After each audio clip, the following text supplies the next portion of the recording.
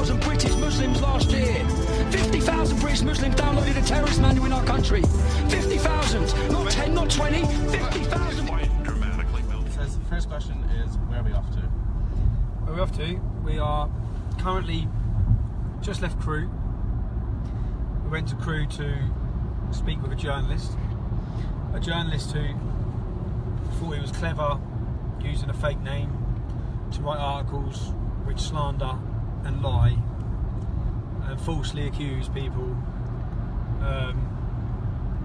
Obviously his fake name didn't stop us finding his address, and you'll see the full video from that when it comes out on Rebel. But he rang the police, he slammed the door shut, he rang the police, and where are we on to? So we're in Crewe, we're on the way home, but it's not going to be many hours, because tomorrow morning first thing we're going to a court case, another Muslim paedophile grooming gang court case. There's a lot of questions, so we'll try and keep the answers within like 10 seconds. What do you think of a united Ireland? Do you think it'll ever happen? No, I think so long as the people in Northern Ireland wish to remain British, then it's British. In fact, Ulster will always be British. Did you get paid for joining Quilliam? Yes, I did. So whatever Majid says is a lie. If you read my book, anyone who reads my book, where you hear the truth was the police had me in a corner and in a position. They had my wife on charges, they had my family on charges, and for the first time in 5 years I made a decision that wasn't putting the English Defence League first, it was putting my wife and kids first. Unfortunately, when I went to jail in 2012, the police froze my assets for 4 years. They froze they closed my businesses, and when I was first arrested I had £40,000 in the bank. And by 4 years' time, I had no money left, all assets frozen, properties frozen, and they had me where they wanted me. And when I went to jail in 2012, there was donations from the donations coming from the English Defence League wouldn't have even paid my rent for a month. So I was going to jail. I was looking at 5 years. I knew I was going to jail, and I made a decision that would make sure that my children didn't have to move house for the 4th time in 4 years. Who will you be voting for in the snap election? Theresa May. And who do you think will win the French election? I want Marine Le Pen to win, but I hope she does. I hope I'm wrong, but Do you think the UK will sort the problem with Islam in the next 10 years? I think they'll have to, or it'll be Islamic. So I think that when I used to say when it started, in 30 years' time, this will be happening. It's not going to be 30 years. It is not going to be 30 years. I think it's going to be in the next 5 years. It's all going to come to a head. Is there going to be another UK Pegida March? When I started Pegida UK, I felt that the UK needed it. When I went and visited Germany and saw tens of thousands of people, in fact, we're going back out to Dresden for anyone who wants to join us. We're going back out to Dresden to do a report for Rebel. They're still getting tens of thousands, 10,000 last Monday. They protest every Monday. When I saw the behaviour and the way they were doing it, I thought England needed that, Britain needed that. But to do that in the right place, we had to go into the middle of nowhere, because otherwise it just turns into running street battles. So I didn't want to lead it. I said that from the start. I put 2 people in. I asked 2 people to lead it. And for the first demonstration, I was left to do everything. And I simply said that I can't commit to that. I can't commit to... When I led the English Defence League, I led it because it took over my life. People may say you was a good leader to the EDL, but I was a good leader because I was a shit dad and a shit husband at the time. So... Do you have any beef still with Britain First? Do I have any beef still with Britain First? My beef originally was with Jim Dawson, because he's a grass. Jim, if you're watching this, you're a wrong one, mate. An absolute snake.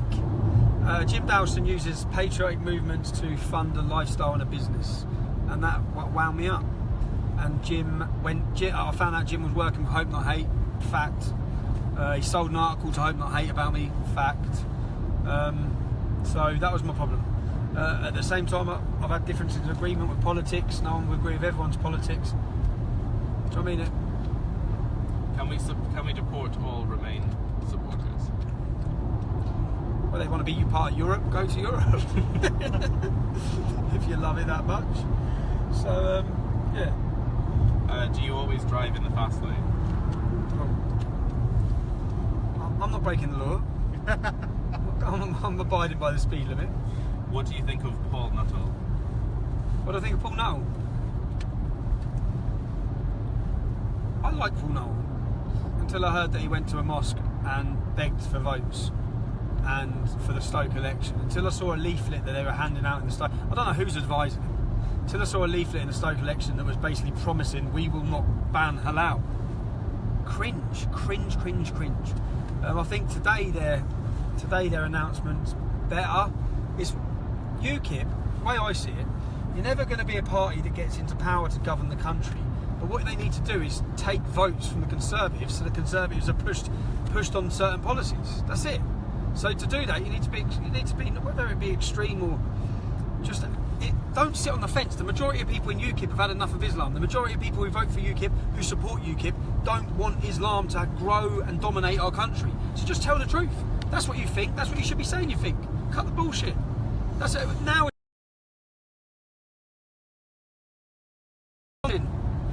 because people see them as an answer. They see at times like this you need strong leadership. You need someone to come out and say the Quran is a book of hate. That's a fact. We don't want Islam to dominate our country. We need to stop Islam. That's what I think their campaign slogan should be. Stop Islam. Same as Geert Wilders was. Here's from Mitch Rassa. Why are you such a racist? It's not the majority, it's only a few. You clearly point out the Prophet Muhammad slept with a 9-year-old.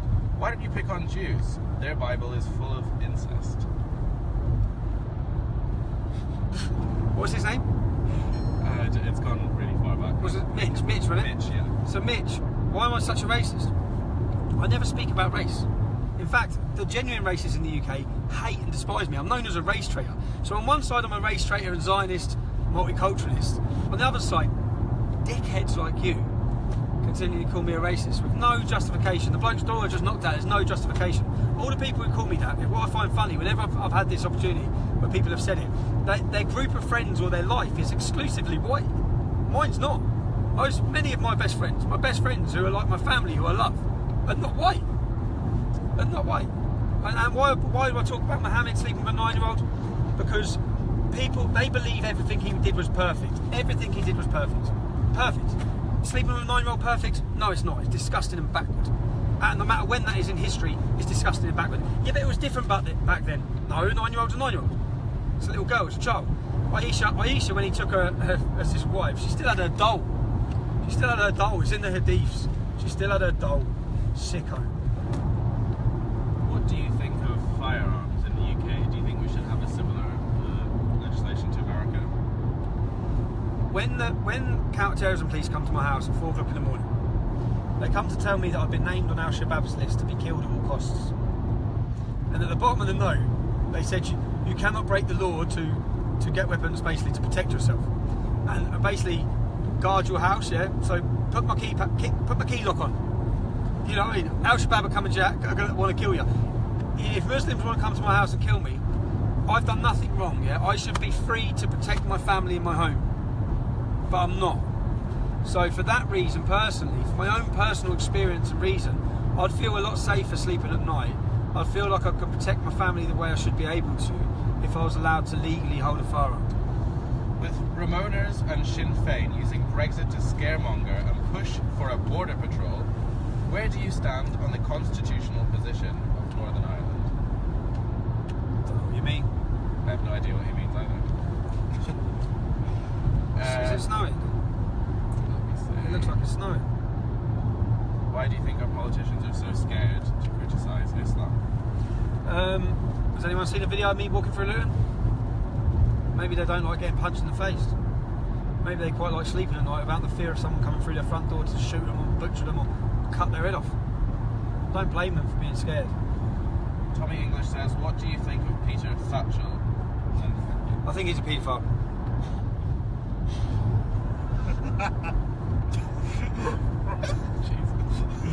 I think that when I've read his previous quotes about adult men having sex relationships with children, I think Peter Thatchel's a coward. I think that he claims to represent his community, the LGBT community, and he's a coward because he doesn't talk about Islam. He won't talk about Islam. The biggest threat, you know, the biggest butcher and killing in history of gay people, in history, was the Orlando shooting. In history. It's not Nazis, it's not any other fascists, it's a Muslim. What do you think of our unelected Prime Minister, Theresa Prattface?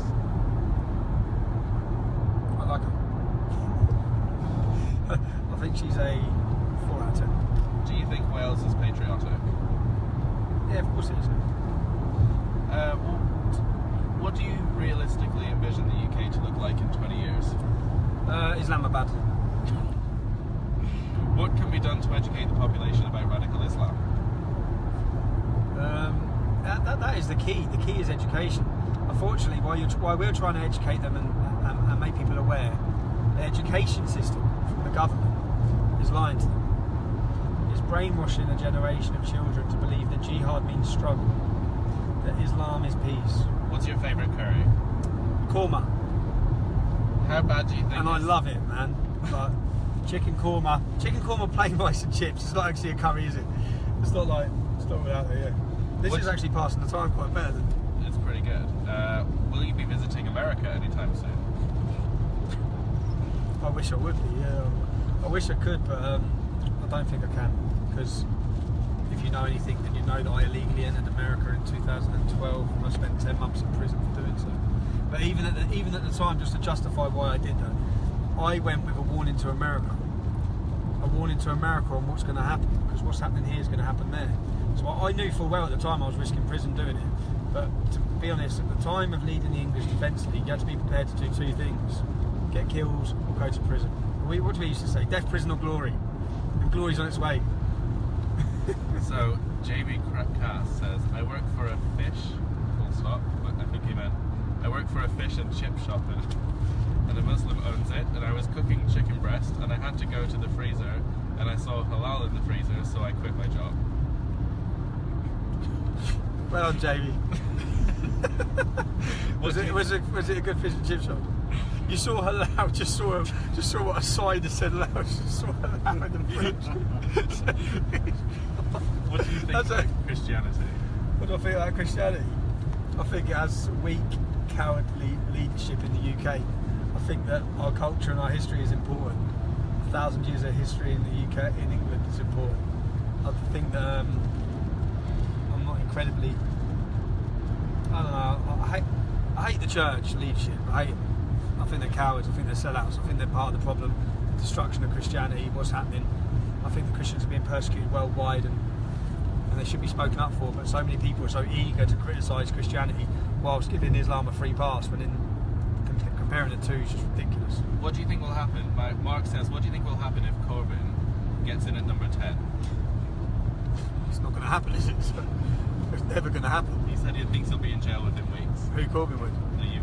Oh, I would. I think you're in jail within weeks. Do you think so? I think I'll probably be getting thrown. You two will be getting thrown. If Jeremy Corbyn gets in, you two are going to be getting thrown off a rooftop in a few weeks.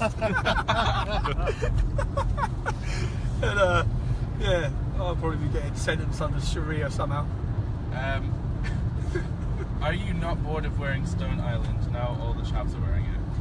I'm actually wearing a CP company jacket, Milli Miglia. I had this about 7 years ago. Still looks right, doesn't it? But Sick. Do you think over the years this current situation will descend into a civil war? yes, utterly. Unfortunately, at some point. If any of you want to go to Bradford riots, look on the Bradford riots from 2001. Watch the videos.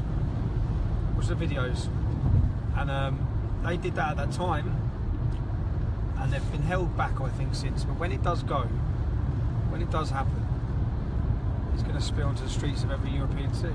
Ben Westwick says, who is this boy you roll with now? What has he done that's any good? Referring to me. Well, which boy? That's not me. Is that me? Tommy's got lots of voices. Go on, Caelan, talk. What have I actually done that's good? This is Caelan. I met Caelan. I went to do an interview for the New Brit, and I was doing my videos for Rebel Media, which, if you watch the first two, were terrible because I'm not computer savvy. I can hardly turn a computer on. I went to do an interview with Caelan and George, and they offered to help me at the time. They offered to help me for free. They offered to help me and support me, and the next few videos were a hell of a lot better. So that's when we began talking, and then I was actually at Caelan's doing a video warning about Islam, ironically, when Khalid Massoud decided to drive over loads of people in Westminster. So we was there, and that's when many people would have first seen Caelan. I've seen some of his responses to videos, which I think perfect humour to belittle Antifa, and yeah, that's it. And now we're going over there. I don't know. You're going to be seeing a lot more of us. Yeah, right. We're going the wrong way. I'm going the wrong way up the fucking I'm going the wrong way. Holy fuck. One sec. Who are politicians trying to please when they defend Islam? That's from David. That's what I try to get. Like, it depends what towns. Like Gavin Suker, for example. Gavin Suker's my local MP. This is how ridiculous it is. Gavin Suker held a Celebrate Prophet Muhammad Day at Parliament. Yeah. So I saw Gavin Suker in a chicken shop in Luton. Any of you ever been to Luton? The chicken shop's called Chicken George. It got voted the best chicken shop in the UK. The best takeaway in the UK. It's unbelievable, man. So anyway, back to...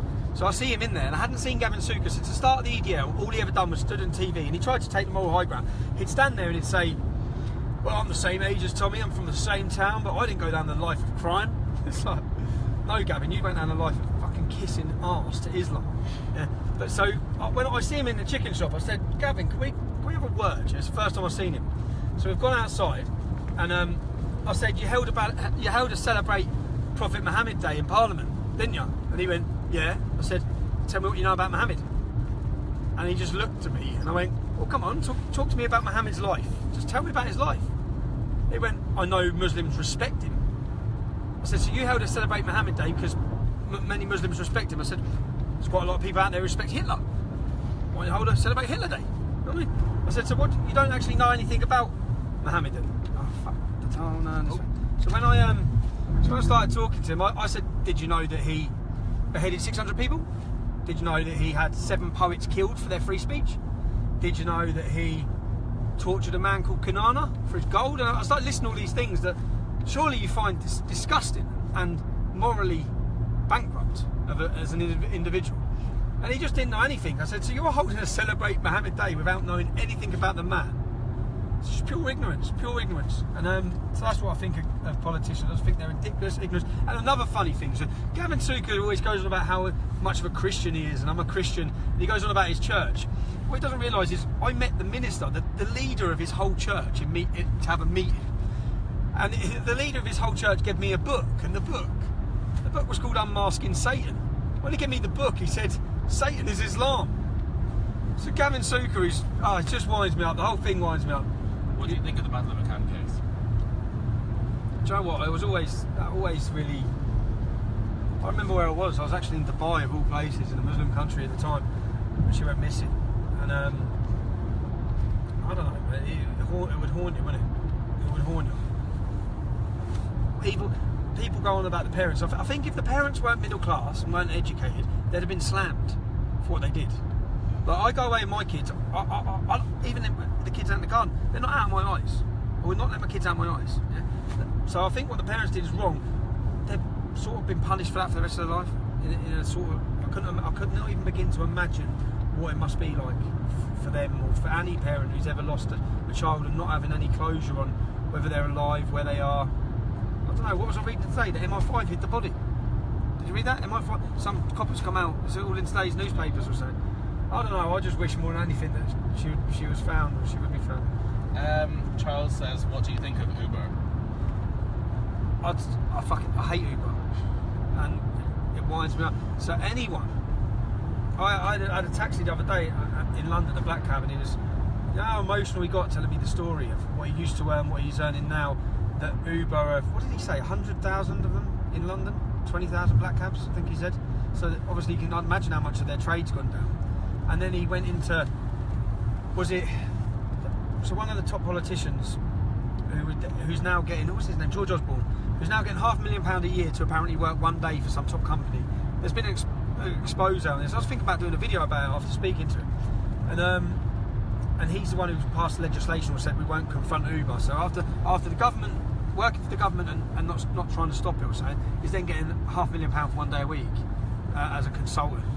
And Uber is basically, I don't know what it's like to you in other countries, it might be different, but if you get a taxi in Uber in London, it's a Somalian, who can't speak English pretty much most of the time, who have come in and they've took a really trade skill that takes 3 years to learn, and predominantly it's a white working class trade in London. And I think it's wrong that their whole livelihood's been turned upside down for a cheap immigrant import of I don't know. After having it explained by this taxi driver, it really felt so bad for what's happened. And I know people will say, yeah, but I don't know. I've heard like the other argument to it, but my problem is the amount of sexual assaults that we've seen by Uber drivers in the UK, the amount of crime we've seen by Uber drivers in the UK, in London. All the Uber drivers in the UK are Muslim immigrants. I'd always rather pay more and get a black cab. If you could start a political party in the UK, what would you call it from Paul? No idea. Media. Yeah. English Democracy League. Just so we can still play the old EDL songs now. This is the question that like 50 people have asked so far. What is your honest opinion of how the UK will be in 20 years? Are we too far gone? Wait, something drastic is going to happen. It's going to get really bad. But are we too far gone? 5%, according to census, which I predict is probably a little bit more. Only 5% of our country is Muslim. We're not too far gone to solve this. But to solve it, there's going to be a hell of a huge struggle. Does anyone want that? Do you know what I mean? So why are people burying their head in the sand because they have no answer? Are our politicians sitting there thinking, well, we've got 3 or 4 million Muslims, they're not going to integrate or assimilate? A certain percentage of them, or roughly 1 million of them, are going to want to impose Sharia law, which is getting bigger and bigger and bigger. Terrorism's getting worse and worse. What do we do? That's the real question. What do we do? So so no one knows what to do. So if we're not knowing what to do, what we'll do is just pretend that things are right. We'll just keep going on with time.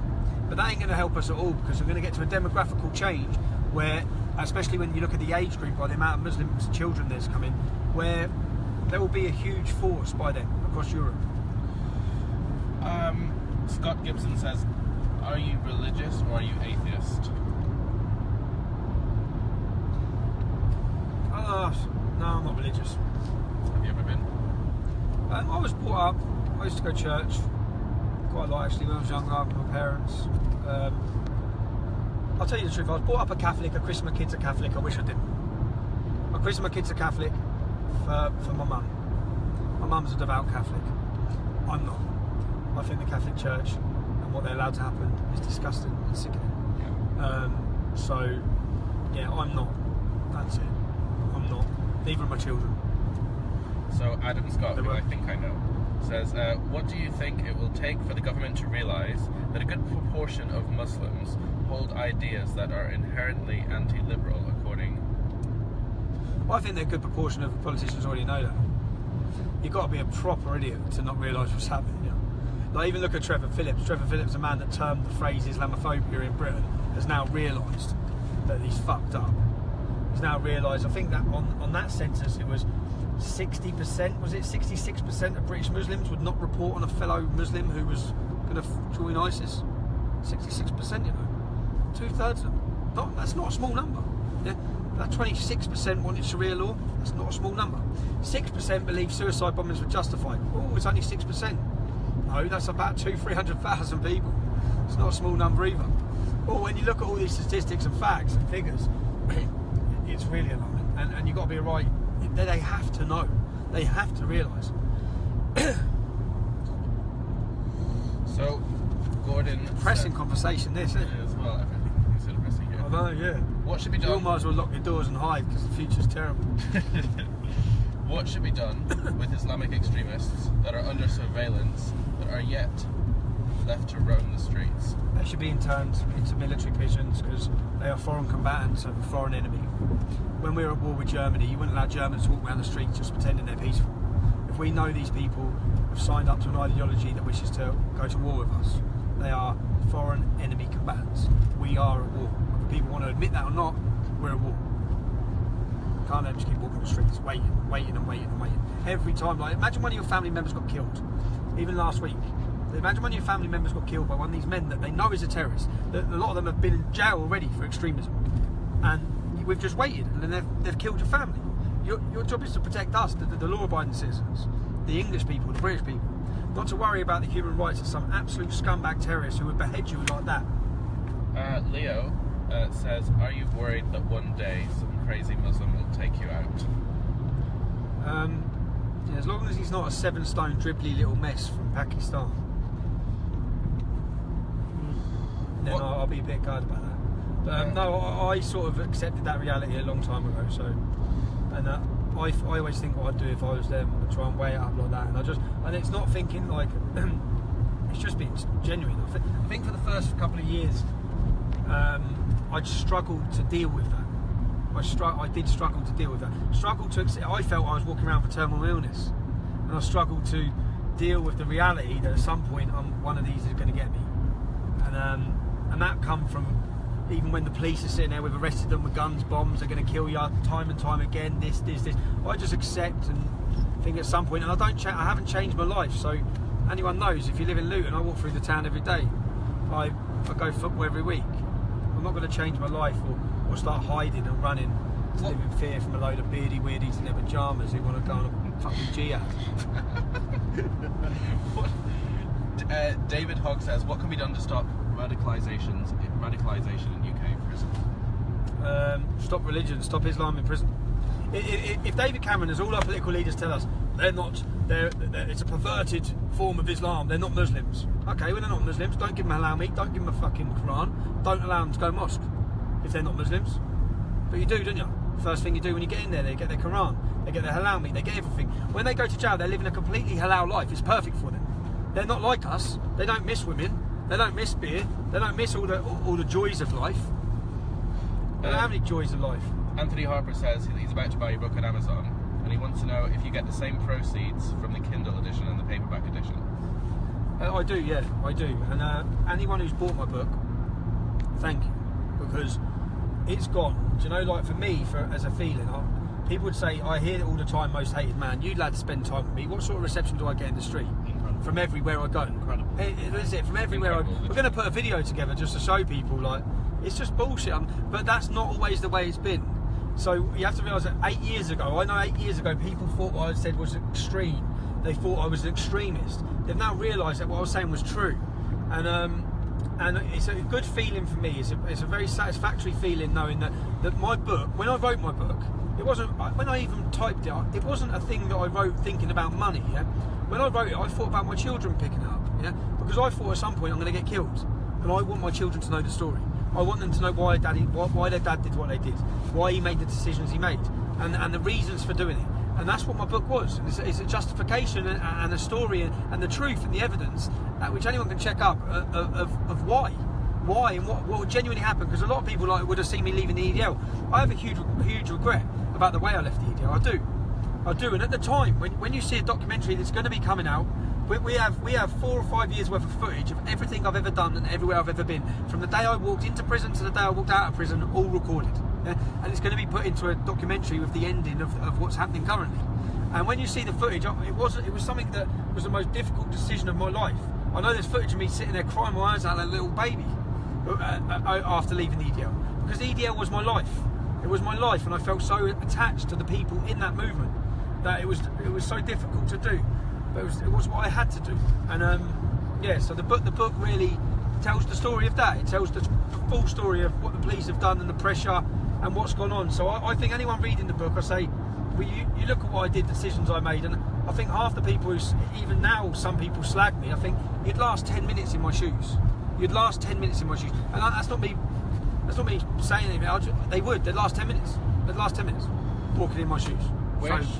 Dave says, where should we get our unbiased news from, as we can no longer believe the BBC or any other mainstream media? Rebel Media, from me. Of course. No, if I look for the news, I look for Infowars. I look for Paul Joseph Watson. I look for his take every time. I always watch every time. So whenever there's a terrorist attack, I just wait 3 or 4 days for the truth about Paris. The truth every time, and then I watch him dissect, and every time he nails it. He nails it, and everything I'm thinking is put there into one video and at the same time with a British humorous way about things, about pushing the point. So yeah, I look to that, and I was always looking to Rebel as well. Finally now, I'm realising that I found a niche that I wish we'd have realised and thought about years ago, where when anything's happening, we have the opportunity to pick that up and give our own event and give our own media story to it. And so the mainstream media, they're finished. They're going down. and the new media are coming in, and that is a sense that so many people want to hear the truth. There's so many things the media won't say or journalists won't say because they can't. We can. That's why it's refreshing. It's refreshing to people hear people when the people hear journalists talk or people talk, where they can generally, truthfully, just say what they think. They can say what's happened, and yeah. So James Whitrow says, how do you deal with all the hate towards you? I thrive off it. No, I don't. I'm used to it. I'm completely and utterly used to it now. So and that's again, that comes with time. Reading something that still really grips me. If I read someone saying something, which I've read many times, talking about my children and cutting my kids' heads off, no matter who you are, reading things like that, comments like that, that angers me, frustrates me, upsets me. But I've come to now I belittle. I don't get angry about what anyone's. I'll tell you a funny one. So yesterday I was on Westminster Bridge the other day. This is one of the best ones anyone's ever done to me. Yeah? This bloke's come up with a camera. He said, "Can I just quickly get a picture?" I said, "Yeah, sound mate." And he's pressed record, and we're both looking at it, and I'm smiling. He's gone, "You're such a cunt." I was like, that's the best thing anyone's done, and I find it humorous. And many of the, if people, Tommy Nobbinson, when I first read that, I was chuckling away. So a lot of the things, I think if they think they're winding me up, I'm chuckling along with them every time. The jokes about me, the jokes about all the things, yeah, I don't mind them, man. But the genuine hate, I think that now what I'll do is, when I find it, if I read it, I'm going to come knock on your door. Darrell Gardner says, how do you hold yourself together when fronted with all the dirty pedos outside the courts? What have I said to you, Caelan, about from that day when I was afterwards? I should have knocked him out. I should have knocked him out. Yeah. I should have knocked him out. And that's the part of me telling me that 6 years ago I'd have knocked him out the minute I see one. So, but that doesn't. What I'd say now is I think no, actually I don't want to say I'll be letting people down if I did that, because I probably fucking wouldn't. I'd be fucking. But at the same time, I've had to change completely myself, who I am.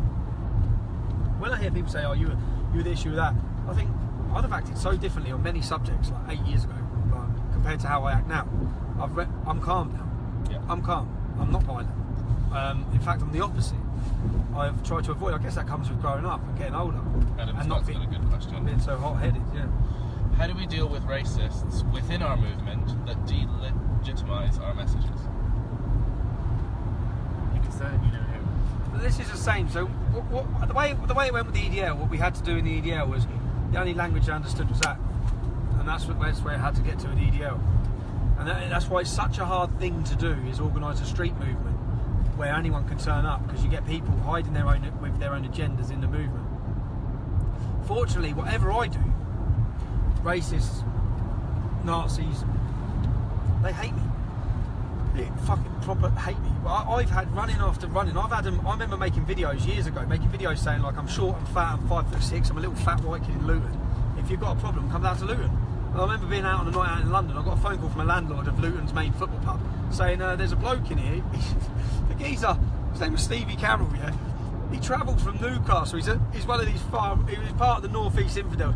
He travelled from Newcastle for a toe-to-toe with me. And I walked in the pub, and when I've got to the pub, I walked in the pub, and I've gone, where is he? And he's coming, and then he goes, I've calmed down a bit now, I've got down here. So, and I said, no, mate. If you've calmed down, I said, let's go out the back of the pub. And we went out the back of the pub and just swung it out. Yeah, that was the first Nazi that calmed down, and I've had more respect for him in that sense, because all these other ones, all the time, say, oh, we're going to kill you, we're going to do this. I'm not hard to find, am I? And I'm not hiding from anyone. I'm just a little fat kid in Luton. But yeah, so I don't know how you deal with them, really. I don't understand them because of my upbringing. Carolina has said, I remember seeing your videos about a year ago, and no one was saying what you were saying back then. Do you feel optimistic about knowing that more people are sharing your thoughts nowadays? Yeah, completely. You know, it was quite a lonely place for a few years. It was me and my cousin Kev, and we were like this, glued together, and it seemed to be pretty much for years just us. And now look how many people there are who are speaking out. Look how many people there are, organisations that are cropping up across the globe, everywhere. that are saying and agreeing and speaking out. Even politicians, political figures, are non-existent years ago. So yeah, it feels good. It feels optimistic that so many more people are awake, and it feels good to know that any part we could have played, or we did play in bringing that about. What do you think of Sadiq Khan? Sadiq Khan, do you know what? I watched a video of him the other day. Yeah. So the Sikh community have got a religious festival. Jesus, it's Saturday, 29th of April, is that it? Yeah. It's on Saturday. What are we doing Saturday? We're going to Sunderland. We're going to Sunderland. We might have to split. Because there's a religious festival in Trafalgar Square, I believe. And the Sikh community are being told now by a Muslim mayor what they must have and what they must do on their religious festival. So I watched a video where one of the Sikh gentlemen, the mayor was there, and he said to him, here's basically from our community, you've got to watch this video. You've got to see this video. It's awful. Here's a letter from our community when we're not happy with what's happening. And he gives it to him, and the mayor says, give it to her. And he just, give it to her, like, all arrogant, give it to her. Yeah? And he says, and the Sikh bloke goes, no, I want to give it to you. Yeah? And he gives it, he puts that, and he just grabs it, like proper screw face, and he gives it that, and looks at him. And that's the mayor. He probably didn't realise he's on camera. The arrogance and hatred in his face, Sadiq Khan. You've got. So I said to you, this is what. The Sikh community. I want to do an interview with him about about it. And the first thing that mayor done when he got into power was stop the billboards that are showing in his skin how Sharia driven of you. I'm hearing now that he wants to put female-only carriages on the trains, and the reason he's using is sexual harassment of the women. So basically, you want to split men and women. Well, where have we seen that before? Oh, it's Islamic, is it? All of these things that the mayor today was at a conference about hate crime and we must stop online hate. How about you stop people cutting genitals off kids in the name of Islam? How about you do that? How about you have big conferences about that, Sadiq? How about you? So yeah, I just get frustrated with him. I think that when you, in fact, when I was in jail, I was in Winchester prison. I walked out my cell. Who did I walk into?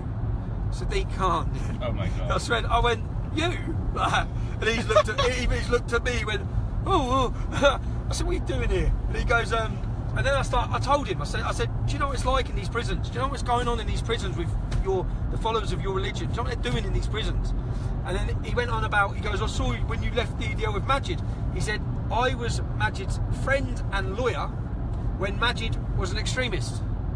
Yeah?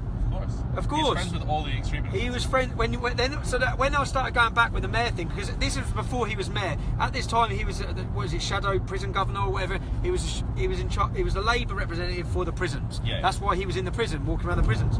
So when I got out, if you look into him, anyone can look into him. Looked at all of his cases.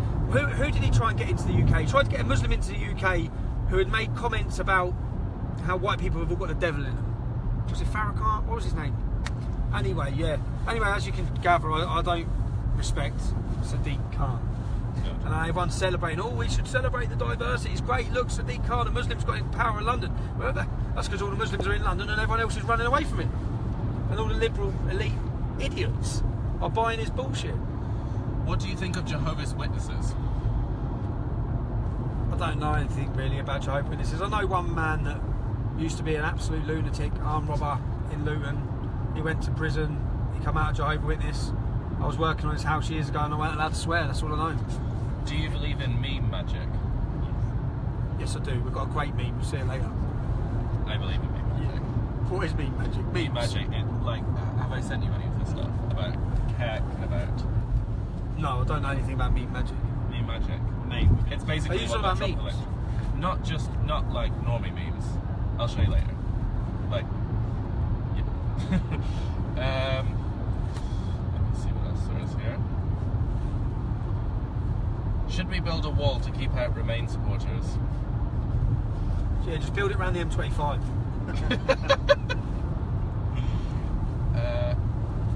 On a scale of 1 to 10, 10 being total control, I was going to say, what do I rate myself? Just a private joke in a quick message I was usually in. Yeah, go on. How far do you think Islamists have reached in gaining control and domination in the UK government? Oh, huge. So, I'll run through this story. So, there's an imam in Luton called Qadir Bask. He's a Salafist imam. When I was on a documentary in 2010 with him called Proud and Prejudiced, I sat with the documentary makers. I gave them translations from his mosque website. I give him the translations that said we should execute homosexuals and an 8-page justification for why women should be lashed. Yeah? I gave the producer, because they were going to meet Kadir Bask. The lad was gay, yeah, who was filming me. Yeah? So I gave them all this stuff to challenge it. And when the documentary came out, it introduced Kadir Bask as moderate imam, yeah, and it was trying to paint me as an extremist. Now, years later, when I've left the EDL, I keep my eye on this mosque and this Salafist centre. The Stockholm bomber went there. When the Stockholm bomber went there, the imam said that we confronted him, yeah, for his extremism. Well, at that time, that mosque was receiving money from the Prevent scheme, and their job, when they were receiving that money, was to report any radical Muslims. Well, they didn't report him, and he went and blew himself up. I also saw time and time again Muslims that had committed terrorism from that mosque. I know local Muslims, decent lads in the town, who tell me that mosque is the problem, so I knew the score. Guess who Khalid Massoud, the Westminster attacker, guess who was his boss when he was in Luton? Kadir Bask, Luton Islamic Centre leader. When Kadir was on the radio in Luton, this is 2014, 13, I walked in the radio, he's on my local radio talking about me. So I walked in and said, let me ask you some questions now. And I put it on him, and I started asking him about his ideal Britain, what his ideal Britain would look like. And I managed to get him to admit that in his ideal Britain, we'd execute homosexuals. This is the moderate imam, you know, the calm geezer. So then from that interview, Ofsted, because of that interview, raided the school that he was a head teacher at. When they raided the school, they found books in the children's library teaching them how to cut off hands and feet. Yeah? So then I find out, this is when it gets really, this is how deeply they've infiltrated everything. Guess who trains our politicians? So guess who trains our police? There's a picture, a funny picture, well, it's not funny actually, it's a fucking alarm. There's a picture of Luton police officer standing with Kadir Bask holding a sign that says, better together, stronger together. Yeah? Stronger together, and it's got diversity underneath it. This is a bloke who wants to throw gay people off rooftops. This is a bloke who thinks we should be stoning women. This is a bloke, so what's come out now, what's just come out now, is that because of Khalid Massoud, and again, we broke this, yeah? Not the mainstream media. I told them this. We told them the connection to this in Luton. And then there was a report, and I sat down with James Dellingpole, and I told James all of this. And he put it in his latest article saying, well, when I saw that break a week later in the national newspapers, Tommy told me that the week before, yeah? But Joe, why we know? Because we live there. It's our town. I know everything about them. I know people there know. One of my best friends converted to that mosque. He converted in jail. That's the mosque he goes to. My other friend's children go to the madrasa at that mosque. My friend I grew up with. Yeah, we know everything about him. So he's the imam. He actually is teaching. He's teaching for a company called Scott's Associates. He's teaching our government. He's teaching our school teachers about Islam. He's going as part of a Home Office approved scheme. Do you know what he said in one of the sermons that the Times newspaper just exposed him for? That we must prepare our weapons for the battle against the kuffar in the UK. He's training our government, he's training our police for the Home Office. You could not make this shit up. And that's why I get deeply frustrated, because when you know all this is going on, and then you're told, this imam is part of Luton's Council of Faiths, so the leaders of all the churches go and sit with him and have cups of tea with him. You're sitting with the enemy. You're sitting with a man that wants us all, and the name of his mosque even, this is another one. The name of his mosque is called Luton Islamic Centre. If you Google Luton Islamic Centre, you'll find the real Islamic name for it, which is Ghuraba. Ghuraba comes from, well, I can't say probably, but that word comes from a hadith. And it is the Islamic men that come in to convert and take over the country. That's what it's mosque is called. It's just all like, when you put it all together, it's just like, it's madness. It's absolute madness. And this is happening across the country. I know another decent Muslim that I met over the years, Haras Fahiki. In fact, he's one of the best, I'd say he's one of the best vocal voices against extremism in the UK. A real nice man. I met his family, a real decent family. Yeah? And obviously I've said things, look, I know how it works. I say things that probably offend him. Yeah? But if they're the truth, they're the truth. That doesn't take it away from the fact that when I met him, I thought he was a lovely gentleman. What do you think of the EDL now? What I think of the EDL now, it's a difficult one. I think that as an organisation, you need to realise when, if you're not attracting people and you're not connecting with people and you're not reaching people, You have to ask yourself why. And if turning up and getting pissed out of your head, which not all of them are doing. Look, I'm not going to lie, I'm not going to be a hypocrite either, because I was one of the people at 8 o'clock in the morning on a demo day would get on the piss like it's a football game, day out. We have to, and in those days it was, and it worked. Yeah, as a social movement, it worked. It done its cause. You have to start realising that it's a bit bigger than that. It's bigger than a day out. It's bigger than getting drunk. It's a lot more serious than that. And that's what only advice I'd give to the EDL. You need to, I think, get a bit more serious.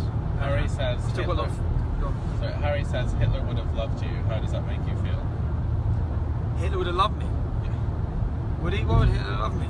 That's all he said. If I was alive at the time of Hitler, I'd been one of the first people running in the trenches to start killing his men. I don't think he'd have loved me. In fact, when you say Hitler would love me, Hitler admired Muhammad. In fact, that's one of his quotes, is that we should have had Islam.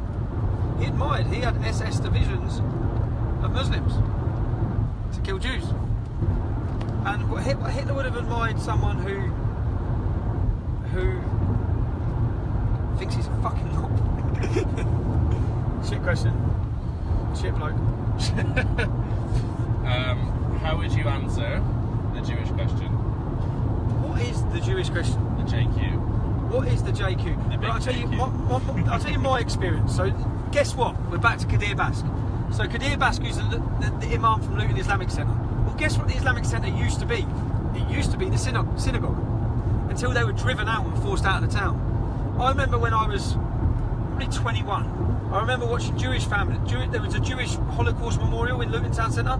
And I remember, I was in town, and I remember seeing all these bearded idiots come running across screaming with megaphones. And I remember watching this Jewish family have to run, and they all had to lock themselves inside Luton Town Hall. One of the children was probably about 5 years old, screaming, crying and terrified. So these are stories, these are things I've seen. Go on YouTube now and put in Luton Gaza war protest. You will see thousands and thousands of Muslims marching through my town centre, many of them wearing balaclavas, faces masks, and they're shouting Karaba, Karaba. But if you translate what they're shouting about when Muhammad butchered and beheaded all the Jews, and that it's going to happen again. And Israel, you're going to get it, yeah? That's what you'll see. And so these are things I've seen and experienced. So all I've experienced is hatred against Jews. I'll tell you another experience. I remember when we were young kids going out to... There's a Jewish covenant in the middle of the woods, miles out of Luton. And we've all gone out there as kids. And I didn't know what a Jew was, I didn't know what an Orthodox Jew was, but we were just being kids and throwing things and just tearing up. And I remember my friends, one of my mates at the time, started launching things and going mad, yeah, saying my mum would be so proud. Yeah? And I remember thinking, fuck, my mum would kill me if she knows what I was up to, just being a little tearaway. And he was a Muslim, lads, yeah? And his mum would be so proud because he was attacking the Jewish covenant. And it's like, what? What do you mean your mum would be proud? Who says a mum would be proud of that? So so many learning experiences over the years was just about the hatred towards Jews. Any Jew I've ever met has been brilliant. He's been a really nice, decent person. I don't know if there's any Jewish gangs going around grooming and raping young English girls, are there? No.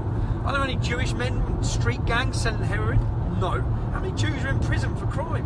None. Yeah? Is there really... I mean, what is the problem? I don't understand it. And do the Jews deserve a homeland? That's what I always think. This is the way I think of it. I think, well, if my race were persecuted in the way that they were, if they were butchered and nearly wiped off the face of the planet just for their beliefs, would I take any shit? No, I wouldn't. Do they deserve a homeland? If you've got 52 Muslim homelands, why can't you have one Jewish one?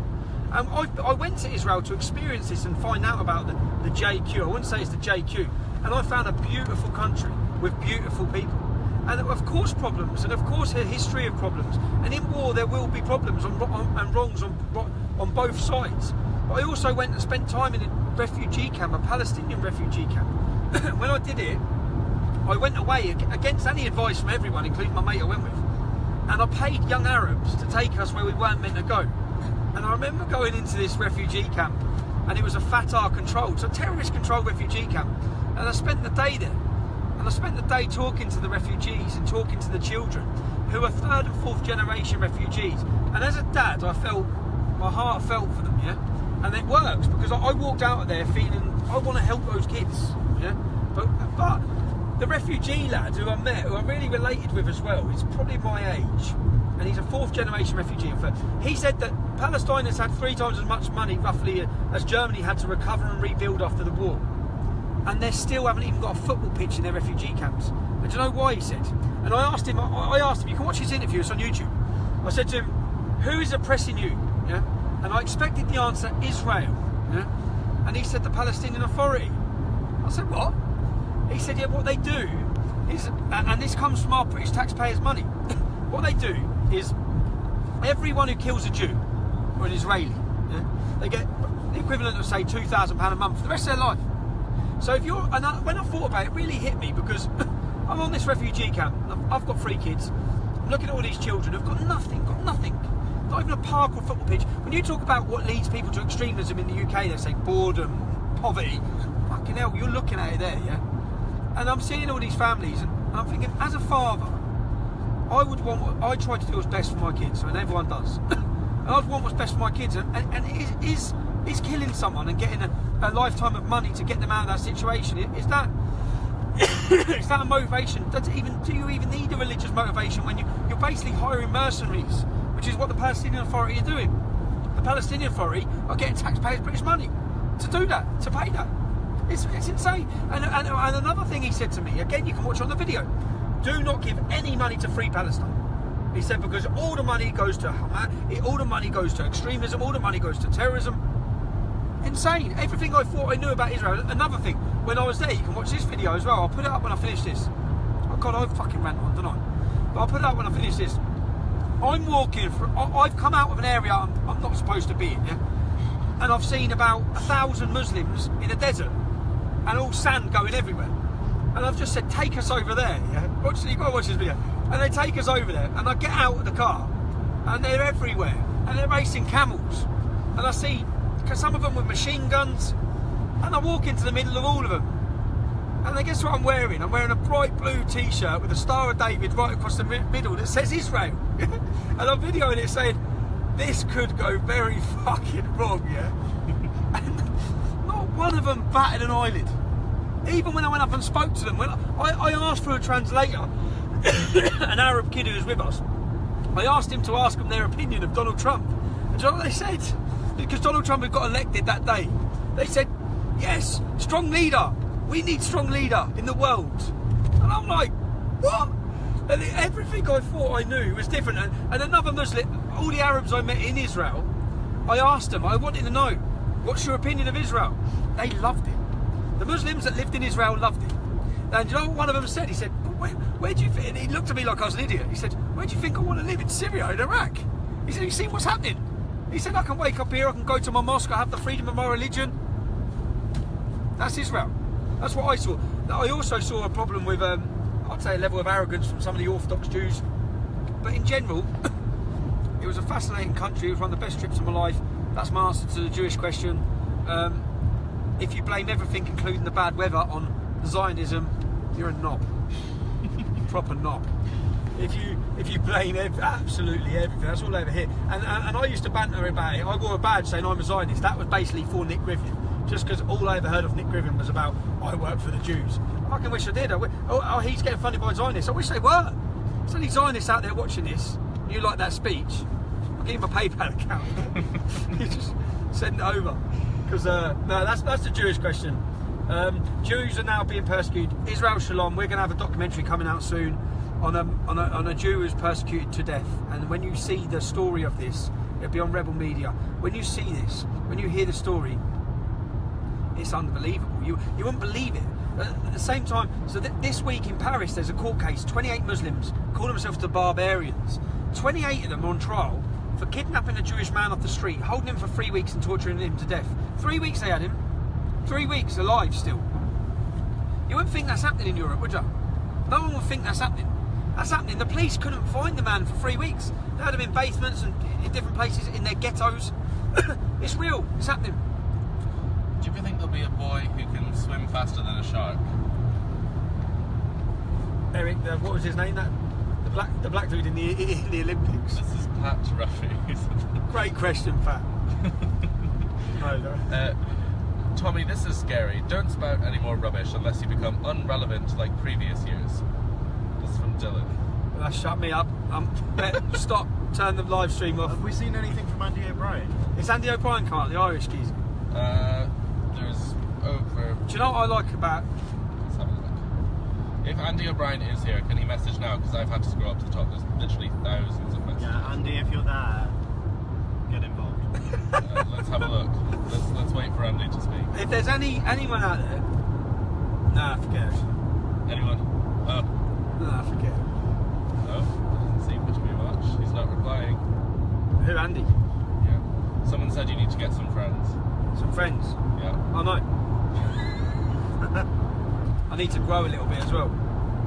I need to lose a bit of weight. There's loads of things I need to do. But I'll tell you when it comes up. I'm going to keep an eye. What's your views on the white helmets anyway? white helmets are, I believe, linked to terrorism. They are like, yeah, they're arseholes. Do you think there can ever be a boy band who can swim faster than a shark?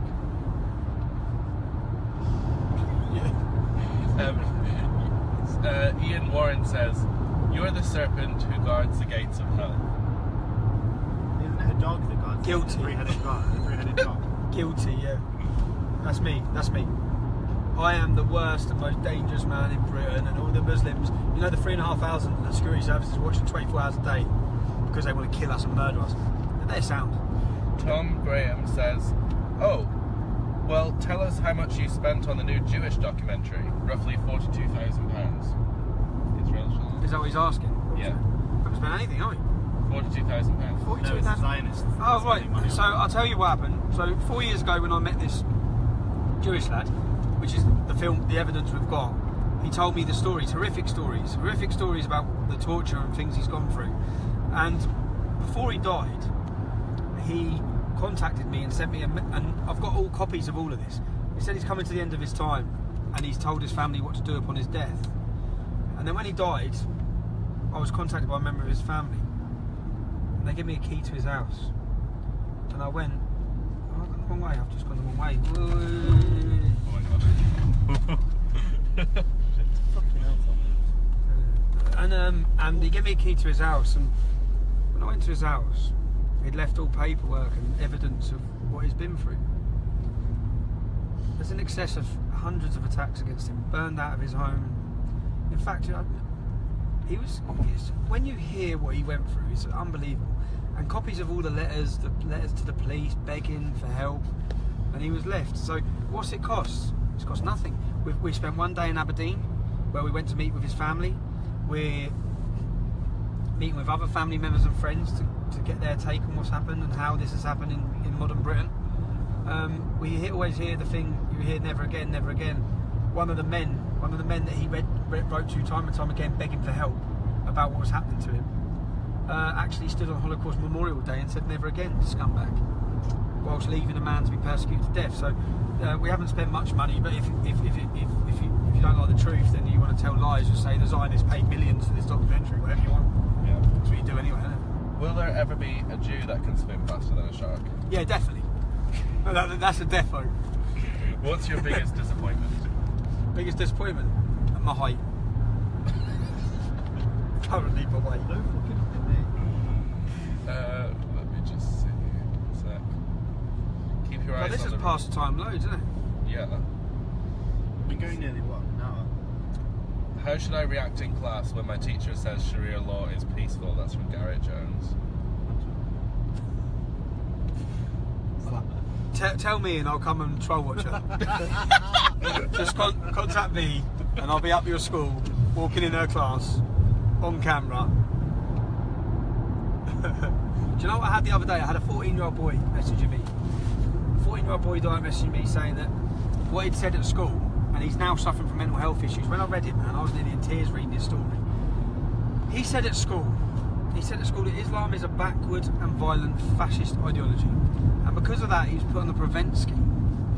So then he had what he would describe as looking like police officers coming to sit him down and talk to him and go through his views. And all of this, what this has done, and challenge him, what this has done has caused him, he said, mental health and suffering, that he's scared.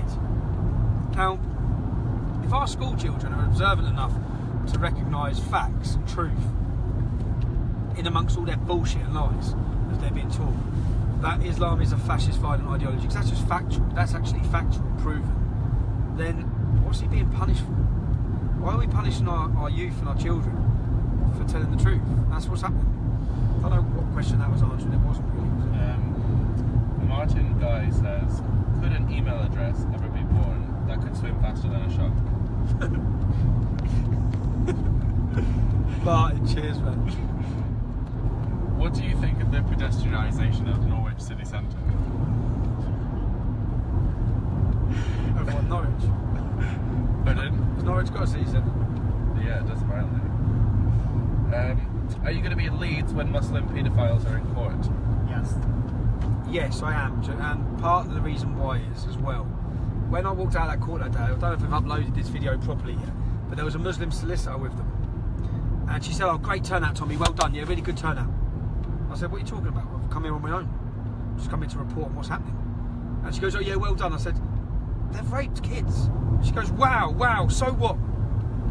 So I'm going to go to the court case, I'm going to find out who she is, and I'm going to walk into her office and get her on camera. She's going to be 12 this year.